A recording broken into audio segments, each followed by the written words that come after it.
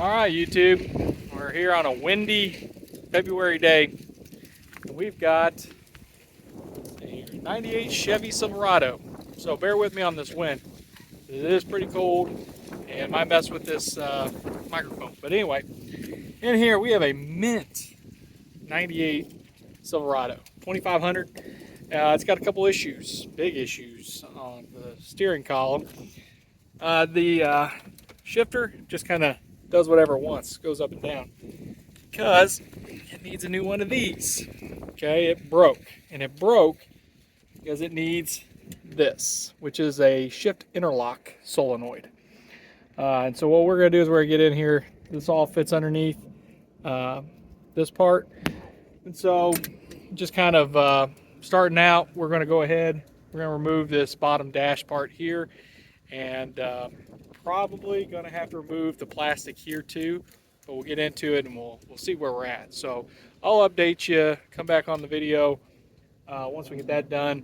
Another video, it's already been posted, but I'm going to make my own version, is spongy brakes. So we're going to talk about that too in another video. So if you got an old Chevy that's got brakes that don't seem to be braking very well, there may be a solution for that. So anyway, let me dig into this, and this cold may speed up my video, but that's okay. All right, we're inside the truck now. We've got the dash pulled out. I'll be honest, I tried to get that e-brake cable out of there. I don't want to take a chance of breaking it, so I kind of gave up on it. One thing you have to do on this particular model, all right, there's a couple screws underneath here. They're super easy to find. Then there's a little screw that goes, well, hang on, let me get this right. There's a little screw that goes through here, okay, on a little, there's a thing that sticks up. And then there's another one, if you look up top here, it comes through this opening here. So you gotta get an extension and get up underneath there. And then you gotta remove this, okay. This one was a little bit harder, and you can see actually I kind of scratched it up a little bit. It's not gonna hurt anything, but there's a little hole here. Basically, put this in the start position, take a pick. I don't know what I did with my pick. I just had it in my hand, but take a pick and you stick it down in this hole right there. Yeah. And then as you're turning it, come back with it, like put it in the starting position. Unhook the battery cable first before you do this. In the starting position, and then you just kind of fiddle around with it and it'll pop right out. And then the rest of this top cover will come off. Now that we're underneath here, pop up this real fast. You can see this is our damaged goods. And it shouldn't be all floppy. Also, because they drove it over here, they manually put it into drive, which is fine. But I needed to take it out of that.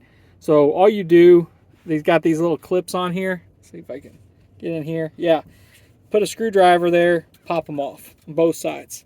Okay, so the black one here goes on the passenger side, and then the other one goes on the driver's side of these little guys. But you can see this thing is like shredded on here. All right, so what we're going to do is we're going to pop this shifter off.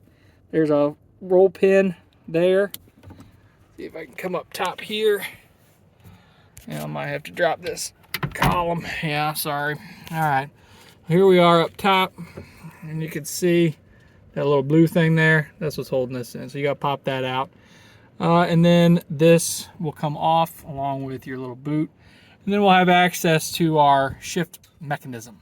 All right, so quick update here, just so you know. I use a 7/32 roll pin punch. That's the pin.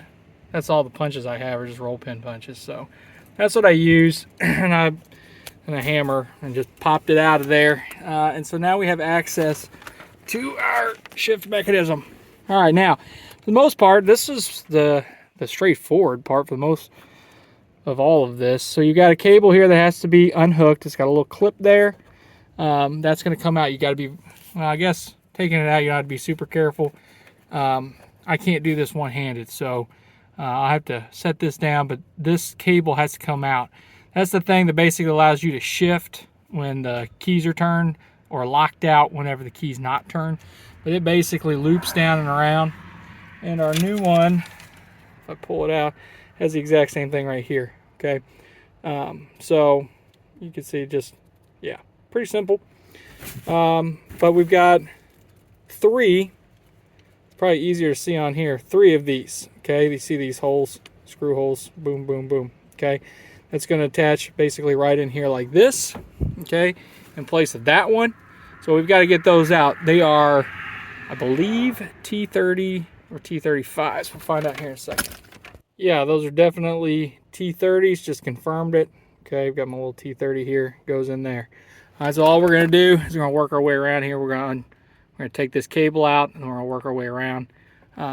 Given the current state of things here, that's where it broke. Yeah, it's not supposed to look like that. So anyway, we're going to work our way around this thing, get it all.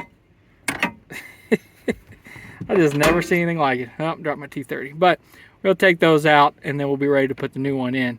And actually, before we put the new one in, I may look to see if it's easier just to reach in there and grab that solenoid out real fast.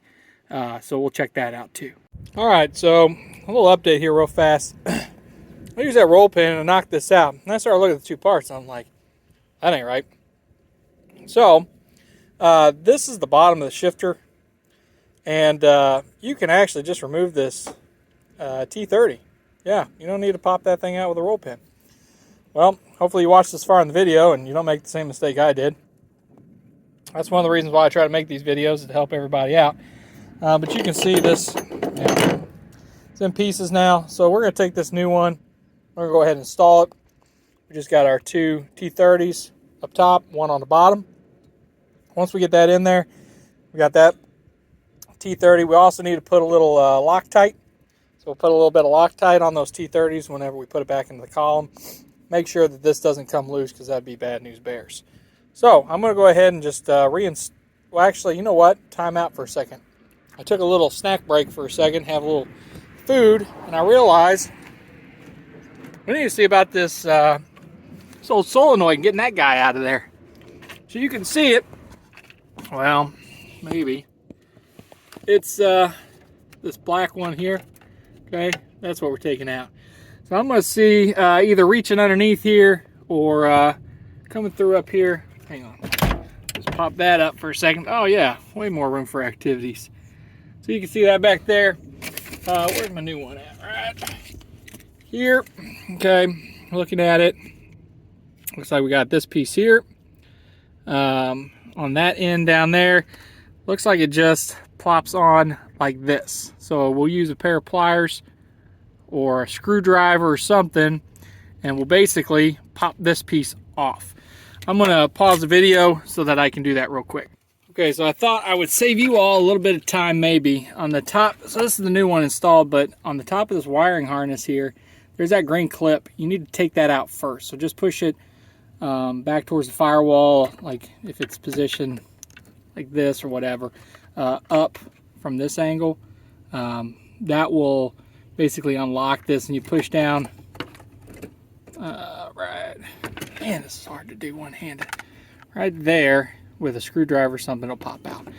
All right, so we got that done, and now I gotta get it up in here and all that fun stuff.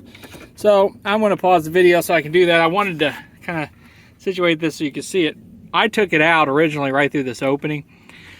So if you have access to this, that works all right.